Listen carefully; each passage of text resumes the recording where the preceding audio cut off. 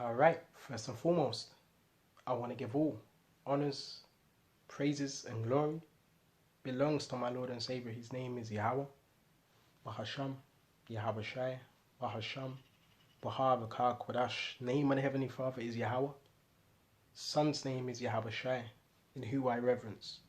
Honors to the elder apostles that have in the Holy Spirit, and to the hopeful elect across the globe, and to the few, very few, brothers and sisters listening and also learning in the hopes of being saved within these last days. And to Wadi Yahweh Yahweh Shai, right, for giving me the strength to be able to minister unto you. That's what I'm here for. This lesson is going to be an interesting one. Something I've been thinking about.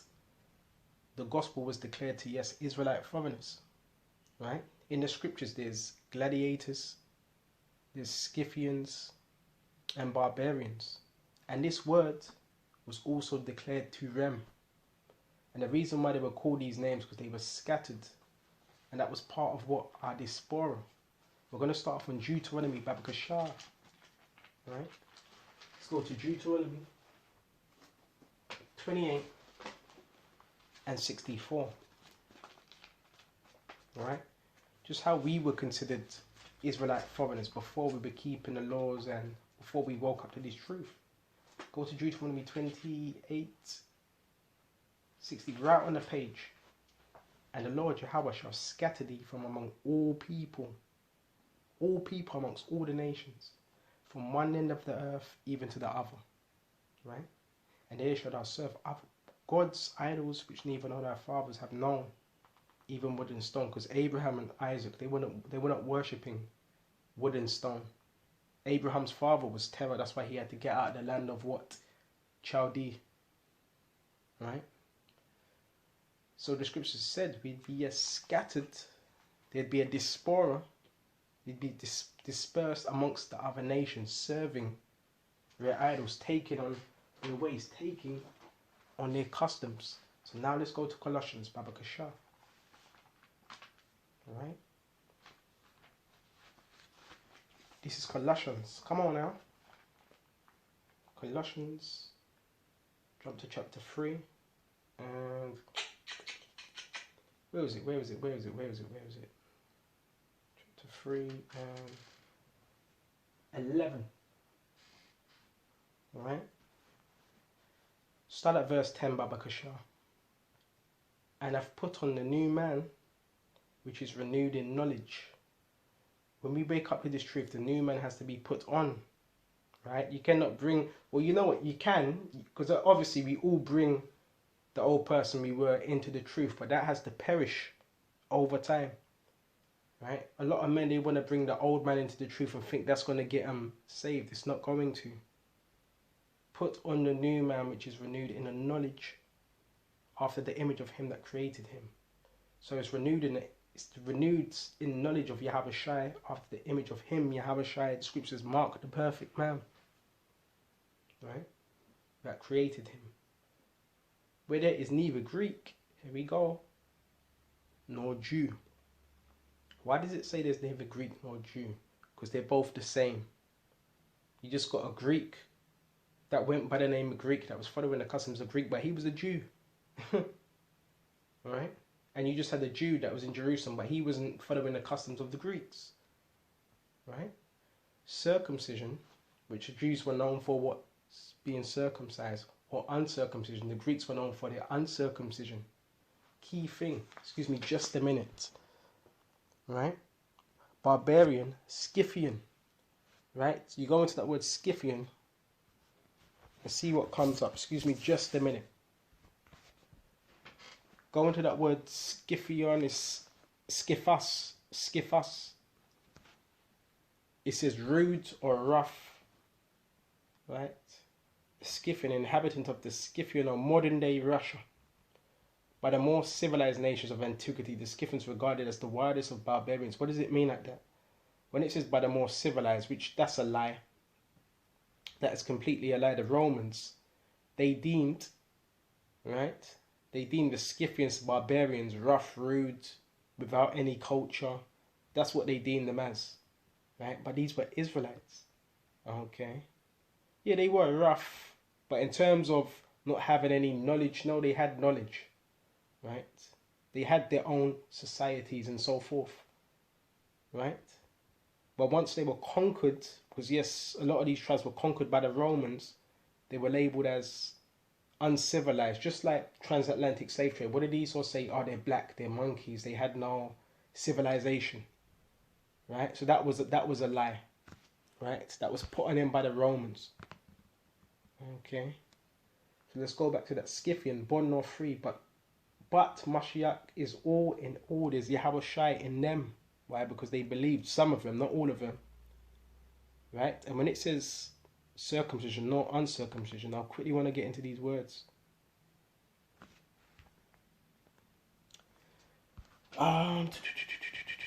Check this out. When it goes into uncircumcision, having a foreskin uncircumcised, which is a physical condition, a condition which the corrupt desires rooted in the flesh body were not yet extinct.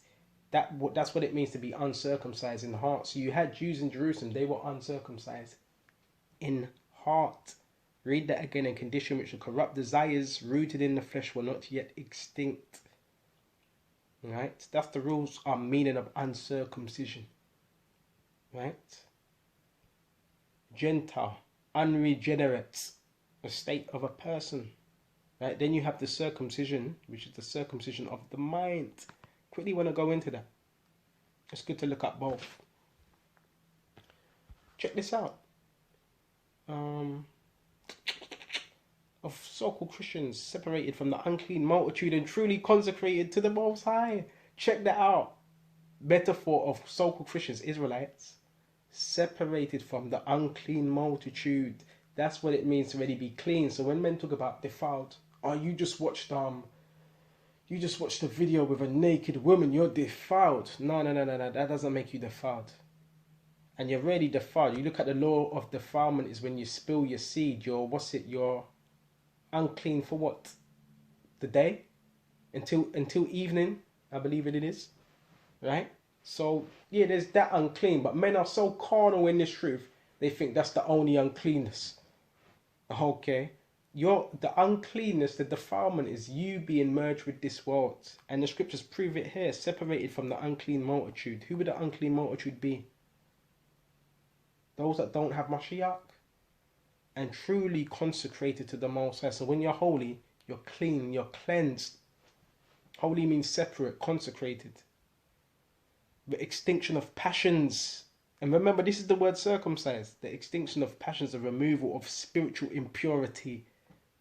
And that's why it's so important to be in this word, to really learn Yahweh Shai.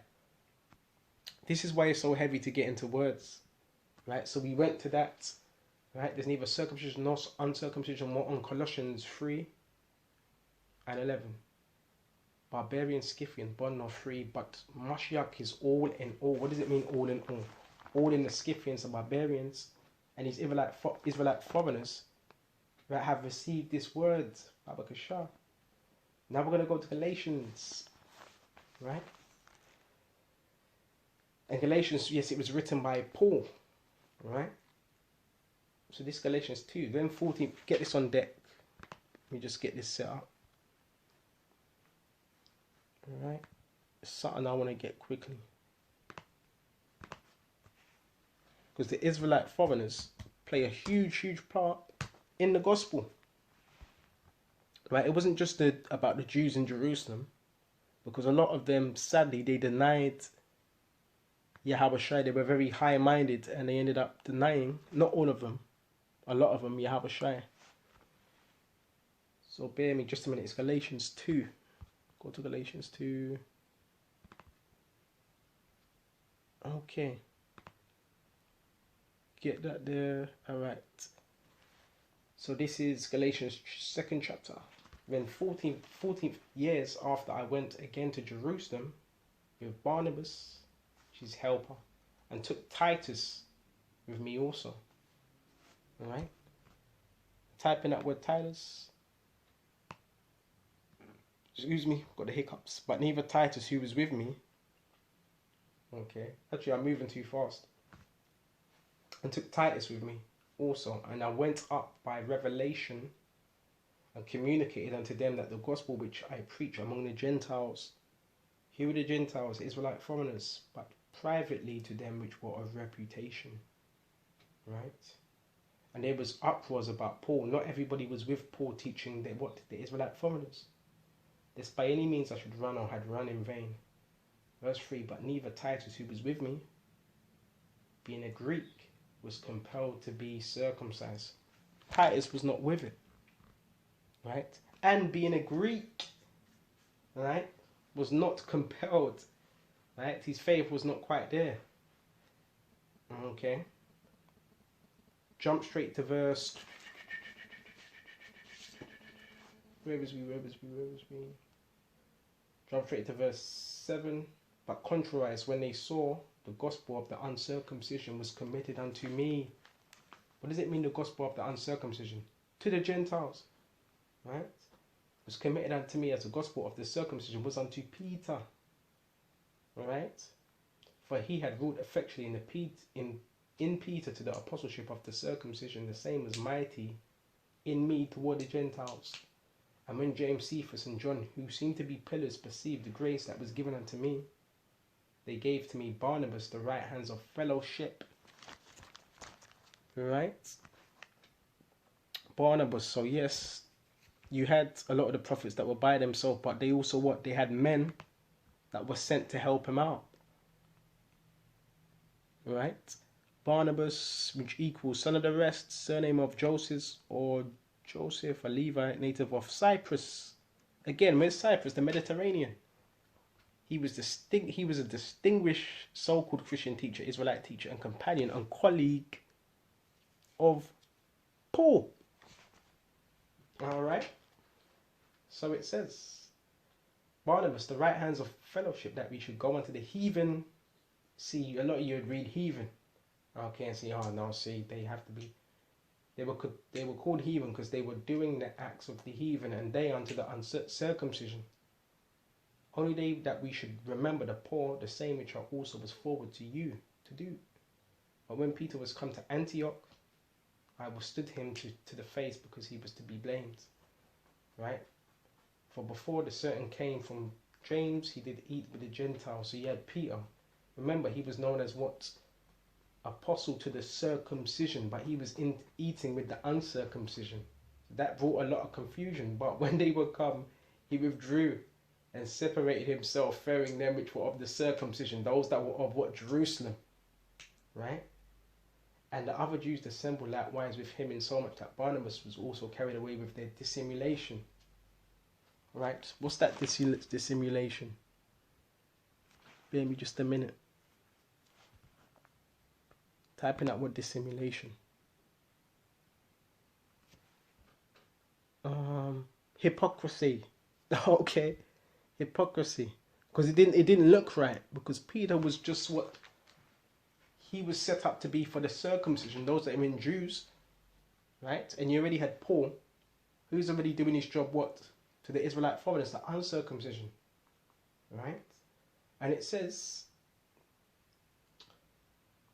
and other Jews assembled likewise with him, and so much Barnabas was also carried away with their dissimulation. But when I saw that they walked not uprightly according to the truth of the gospel, I said unto Peter before them all, if thou being a Jew livest after the manner of the Gentiles, and not as do the Jews, why compellest thou the Gentiles to live as do the Jews? Alright, so if you're walking in the ways of the Gentiles, you're eating with the Gentiles, Israelite foreigners, why are you compelling them to do the things that the Jews do in Jerusalem? We who are Jews by nature, by the Spirit, right, and by the flesh, are not sinners of the Gentiles, knowing that the man is not justified by the works of the law. Because that's what Peter was doing when he was amongst them. He was blending in with them and teaching them, look, you've got to keep the law. Remember, he was an apostle of what? The circumcision. So he was teaching them the law. Because the circumcision also represents the law. By the works of the law, but by faith. So Paul was letting Peter know, look, this is not by the works of the law. They're sitting down with them, eating them, saying, you need to do this, you need to do that. That's not the case. But by faith of Yahushua Mashiach, even we have believed in Yahushua that we might be justified. By faith of Mashiach and not by the works of the law. For by the works of the law shall no flesh be justified. So this is what Paul was telling Peter. But if we were to seek to be justified by Mashiach, we ourselves are found sinners in this flesh. Is therefore Mashiach the minister of sin? God forbid. Right? So it's beautiful what was happening. Peter, Paul, they were having that dialogue, including Barnabas. Right? So now we went to that Babakashah. Stay on topic.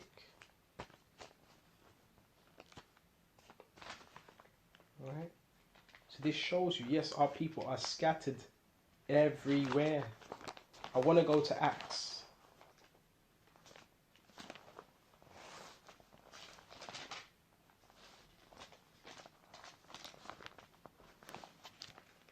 Okay.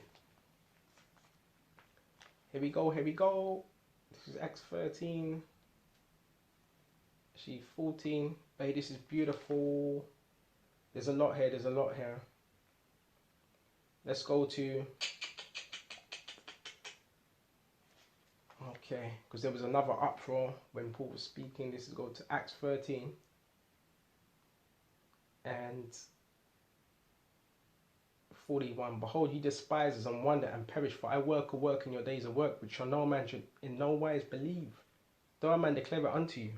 When the Jews were gone out of the synagogue, the Gentiles besought that these words might be preached to them the next Sabbath. Right? They were intrigued. Right? They were intrigued at this word. Okay? Now when the congregation was broken up, many of the Jews and malicious proselytes, newcomers, followed Paul, okay, and Barnabas. Excuse me, a proselyte is a newcomer to the faith, who speaking to them persuaded them to continue in the grace of the Most High. You see how beautiful Paul was? He wasn't forcing nothing. He just said, continue in the grace. Right? He wasn't condemning them. He wasn't saying, you need to join our camp. He just said, continue in the grace of the Most High. Right? You're not perfect, but just continue in his grace. Believe his name. And the next Sabbath they came also the whole city together to hear the word of the Most High. Whole city. But when the Jews saw the multitudes, they were filled with envy. Right? You had the Jews that always had a problem with what? Israelite foreigners. They were filled with envy and spake against those things which were spoken by Paul.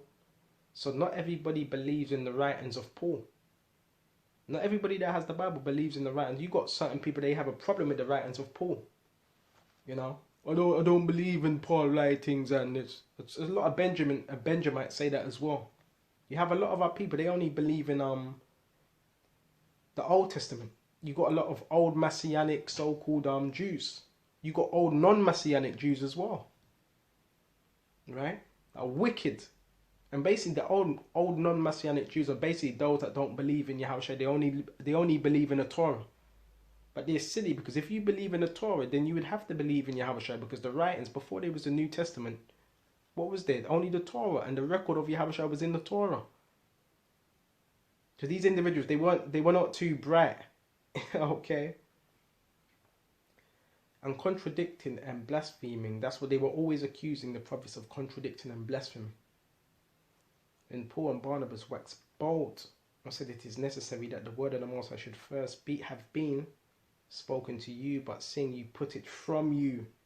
You see, it tells us that in Romans, okay, we might go into that, okay, the branches that were broken off. You know what, let's get that on deck.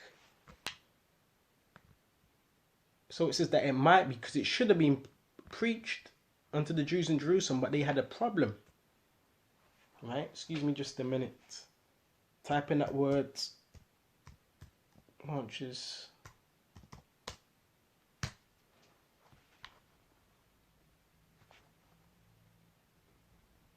Excuse me just a minute.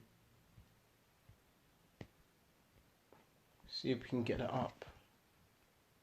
The branches and the root, the wild olive, you know what?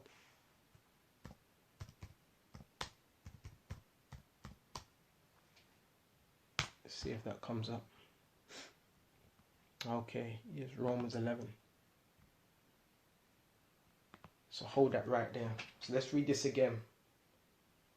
This is Acts 13 and 46. Then Paul and Barnabas waxed bold and said, it is necessary that the word of the Most High should have first been spoken to you, the Jews in Jerusalem. But seeing you put it from you, they didn't want to hear it. Stubborn, and judge yourselves unworthy of everlasting life. So basically, that's what they were doing. Lo, we turn to the Gentiles. Okay. Which is mentioned in Romans. Right? I want to stop right here. Excuse me just a minute. We go back to that after. That's why. Let's go to Romans.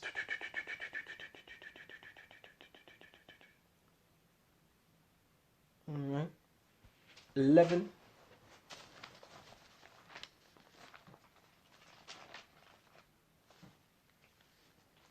Because we got to understand the gospel. What was happening at that time? You have to go into history as well. Go to Romans 11 and 7. What then Israel have not obtained, but that which he seeketh for, but the election have obtained it. So it's going to be the elect that obtain this word. It's going to be elect that were looking for, that were seeking for, that Yahweh is seeking for.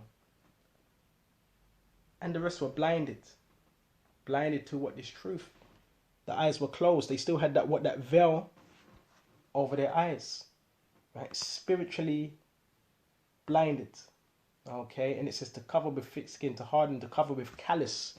You know, when your fingers, you may be pumping some weights and your hands covered with that thick tissue fibers. That's called callus. Becoming dull, the loss of power of understanding. Right?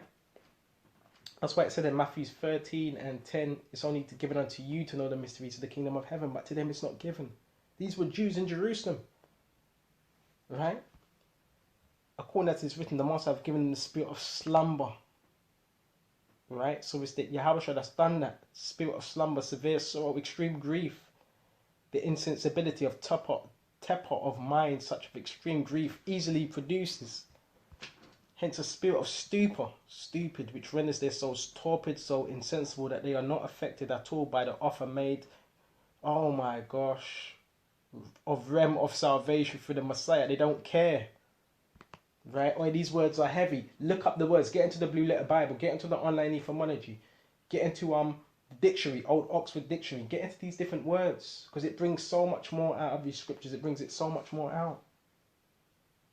Right? But the election have obtained it. According to it is written, the Most High have given them the spirit of slumber. He put that spirit of slumber upon them where they don't care about salvation.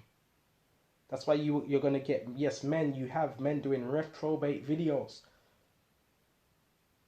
Right? In the dark. Right? Eyes that they should not see and ears that they should not hear unto this day. And David saith, and really that's a prayer of David in Psalms, let their table be made a snare. And that prayer was directed to Mashiach, his enemies, the enemies of Yahweh Shai, for what they done to him when they were upon earth. And a stumbling block. That's why a lot of individuals, something that would be so easy, you'd be able to teach to someone that has understanding, you'd be able to teach it to another man that, but he just wouldn't get it. Because these tables be made a snare and a trap and a stumbling block and a recompense unto them for their own wickedness. Let their eyes be darkened, that they may not see, and bow down their back always. I say then, have they stumbled, we got to the point, have they stumbled that they should fall? God forbid, but rather through their fall, salvation has come to the Gentiles to provoke them to jealousy. Go back to where we were, Acts 13, and read 46 again. Then Paul and Barnabas waxed bold and said, it is necessary that the word of the Master should first have been spoken to you, but seeing you put it from you, and judge yourselves unworthy of everlasting life, lo, we turn to the Gentiles. And it's the same in this truth today when we're teaching. A person may shake, he said, I don't want to hear that, who wrote the Bible. Where we go to what, if someone's like that, we just dismiss them, and we go to what those that actually want salvation. Right? Go back to Romans 11 now, and 11. I say then have they stumbled that they should fall. Right? The Most High forbid, but rather through their fall, through their unacceptance, is come unto the Gentiles. Right? Salvation is come unto the Gentiles for to provoke them to jealousy. That's why it said they were moved with envy against Barnabas and Paul. Alright? Excuse me just a minute. Provoke them to jealousy. So they were provoked at seeing Israelite foreigners wake up. Type in that word jealousy, which I'm sure you brothers know what that means anyway. Provoke to rivalry, to anger, to emulation. Right? To provoke to jealousy. Now if the fall of them be the riches of the world, the diminishing of them, the riches of the Gentiles. Right? In other words, the glory of what the Gentiles coming in. How much more their fullness, for I speak to you Gentiles, in so much I am an apostle of the Gentiles. Right? I magnify my office. If by any means I may provoke to emulation, right? To copying, but in a good way, right? To bring you to Yahushua, them which are my flesh, and might save some of them. Okay? For if the casting away of them be the reconciling of the world, what shall the receiving of them be but life from the dead? Right? From them dead works. For if the first fruit be holy, the lump is also holy, and if the root be holy, so are the branches, because they're connected to the root, right? It's just that they were broken off, right? Due to them being what? Gentiles, moving like the Gentiles, right? And a lot of them Israelite foreigners are some of them first fruits. And if some of the branches be broken off, get into these words as well. Because a branch, what is it a part of? The tree.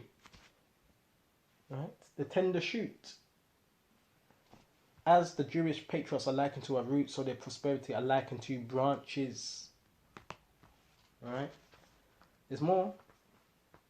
And if some of the branches be broken off, and though being a wild olive, let's get into this word, wild olive. Alright? Wild olive. Let's see what comes up. Broken off thou being a wild olive tree. Okay. Didn't get no proper definition on this one. Right? But the wild olive tree was uncultivated. If you see a wild olive tree, what are you doing? You're nipping the wild bits. Right? A wild olive tree, which represents Israelites that were uncultivated in their ways, were grafted in among them, and when partakers of the root of fatness of the olive tree, boast not against the branches. So the Jews in Jerusalem, they could not boast against the branches, the Israelite foreigners, right? But if thou boast, thou bearest not the root, but the root thee. Thou would I say then the branches were broken off that it might be grafted in, right? Well, because of unbelief, they were broken off. So these were the Jews. Because of the unbelief, they were broken off, separated from the power. And stand this by faith, but be not high-minded, but fair. Right? This is about fairing Yahushua, not being high-minded. For if the Most High spared not the natural branches that were Jews in Jerusalem, and that should bring you fair. Excuse me just a minute.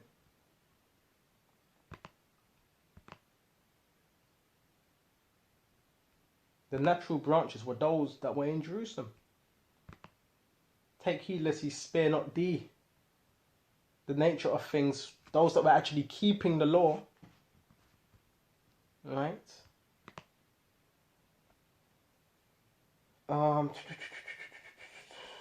Where was I?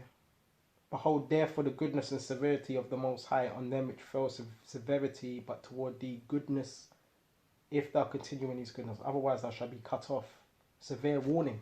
And they also, if they abide not still in unbelief, shall be grafted in. For the Most High is able to graft them in again. What? Those Jews. Right? In Jerusalem. It wasn't too late for them. For if thou wilt cut off the olive tree, which is wild by nature, I'm a graft contrary to the nature in a good olive tree. How much more shall these be, the natural branches, be grafted into the olive tree? I would not, brethren, that you should be ignorant of this mystery, right? That you should otherwise be wise in your own conceits. The blindness in part is happened to Israel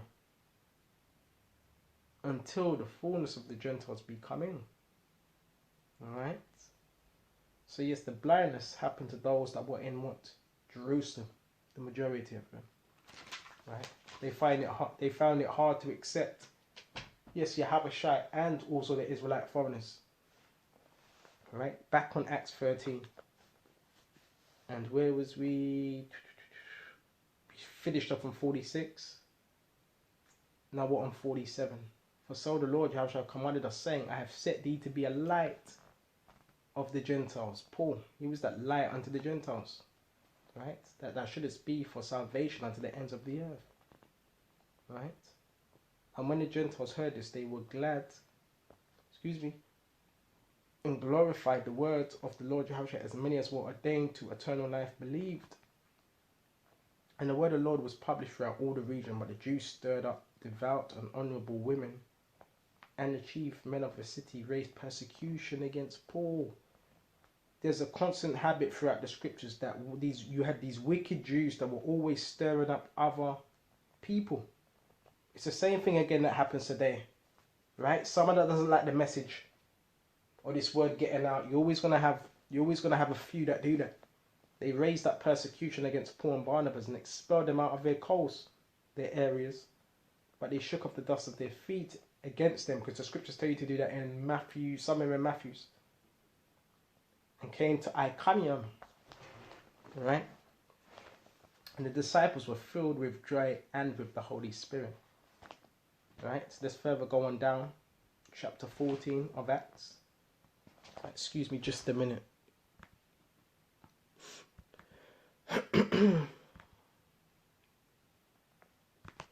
Type in this word Iconium. See if it comes up.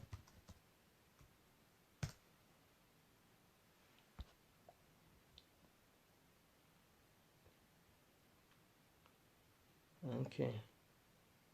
Go to Acts 14.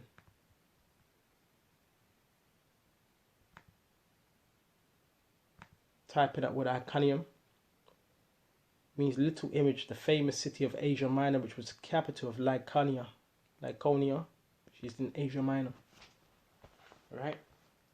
That they went both together into the synagogue of the Jews, so they spake that a great multitude, both of the Jews, also of the Greeks, believed. So you still had, yes, many multitudes of Jews and the Greeks, Israelite foreigners, that believed, but the unbelieving Jews were wicked. Right? So you're going to have those that, yes, I've always said this, that go to camp, right, that may have a Bible in their hand, but they don't really believe. Unbelieving Jews stirred up the Gentiles and made their minds evil. In other words, corrupted their minds, right, against the truth, and affected against the brethren. Long time, therefore, abode they, speaking boldly in the Lord, which gave testimony unto the word of his grace, and granted signs and wonders to be done by their hands. Miracles, in other words. But the multitude of the city was divided, and part held with the Jews and part with the apostles. Right? The Jews of the synagogues and others with the apostles. And when there was an assault made both for the Gentiles and also of the Jews with their rulers, to use them despitefully to stone them. And there goes that word rulers again. That's why you've got to pay attention to that detail. Right? The wicked rulers. Right? They had a problem. And these were the same rulers, yes, that were against who? Yahushua. They were aware of it and fled to Lystra. So they got out. And Derbe, cities of Laconia, and unto the region that lieth round about. Excuse me. And they were preached the gospel. And there sat a certain man, Lystra, impotent in his feet, being a cripple from his mother's womb, and never had walked. The same heard Paul speak, who steadfastly beholding him and perceiving that he had faith to be healed. So Paul could look at people and see what type of faith they had. And he perceived, yes, he had enough faith to be healed. Said he with a loud voice, stand upright on thy feet. And he leaped and walked, leapt, right? Massive star jump. And when the people saw what Paul had done, they lifted up their voices, saying in the speech of Laconia, the gods are come down unto us in the likeness of men. See, they were still, that showed you they were raised up in mythology, because they said the gods are come down to us like the likeness of men. Remember, they worshipped different idols, right, which they called gods. And they called Barnabas Jupiter and Paul Mercurius. Remember, they were worshipping planets. This was Greek culture, right? Because he was a chief speaker. Then the priest of Jupiter, which was before the city, brought oxen and garlands unto the gates and would have done sacrifice with the people, right? So you still had Greeks at this time. Even though Paul was amongst them, they were still very stuck in their ways.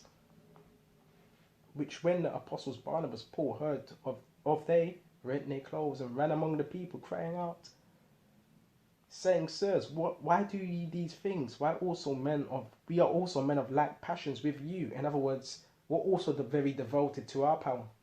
Just how you're devoted to your idols, and preach unto you that you should turn from these vanities, idols, unto the living power which made heaven and earth and sea and all the things that are therein, who in times past suffered all nations to walk in their own ways. Nevertheless, he left not himself without witness, in that he did good, gave us rain from heaven, fruitful seasons, filling our hearts with food and gladness. Excuse me. And with these sayings, scarce restrained they the people, that they had not done sacrifice unto them. Right? And there came differ certain Jews from Antioch, Iconium, who persuaded the people, and having stoned Paul, right, threw him out of the city, supposing he had been dead. So Paul was stoned, and they actually thought he was dead. How about, as the disciples stood round about him, he rose up, and came into the city the next day, departed with Barnabas to Derbe. And when he had preached the gospel to that city and taught many, they returned again to Lystra and Iconium and Antioch, confirming the souls of the disciples, right, strengthening them and exhorting them to continue in the faith, right? So this exhorting, brothers, keep continuing in the faith, keep teaching. Whatever your gift is, you use that gift, right?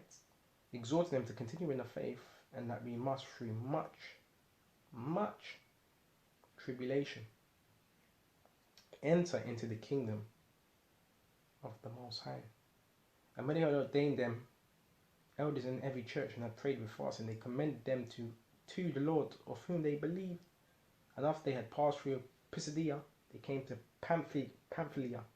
When they had preached the word in Perga, they went into Attalia, and then so to Antioch, which is a region, Turkey, some say Syria, from whence they had recommended the grace of the Most High for the work which they fulfilled. And they were come and had gathered the church together. They rehearsed all that the Most High had done with them, and how, key thing, how he opened the door of faith unto the Gentiles, and there they abode long time with the disciples.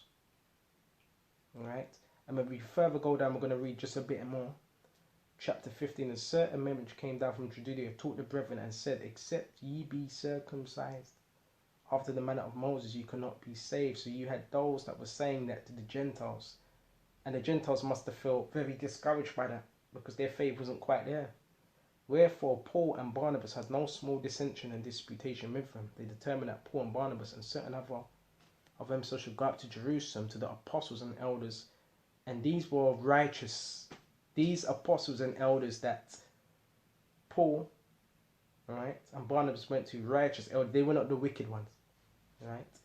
And being brought on their way by the church, they passed through Venice and Samaria, declaring the conversion of the Gentiles, and they caused great joy unto all the brethren. And when they were come to Jerusalem, they were received of the church and the apostles and the elders, and they declared all the things the Most had done with them. But there rose up certain of the sect of the Pharisees which believed, saying, but it was needful to circumcise them. So it says, which believed. So you had Pharisees that also believed in the Messiah, but they still said it was needful to circumcise them and command them to keep the law of Moses. And the apostles and elders came together to consider this matter. And when they had been much disputing, Peter rose up and said unto them, men and brethren, you know how that a good while ago the Most High made choice amongst us, that the Gentiles by my mouth should hear the word of the gospel and believe. And the Most High, which knoweth the hearts, bear them witness, giveth them the Holy Spirit, as he did unto us, and put no difference between us and them, purifying their hearts by faith. Paul was always mentioning faith, We're going to start off now, therefore. Why tempt me the most?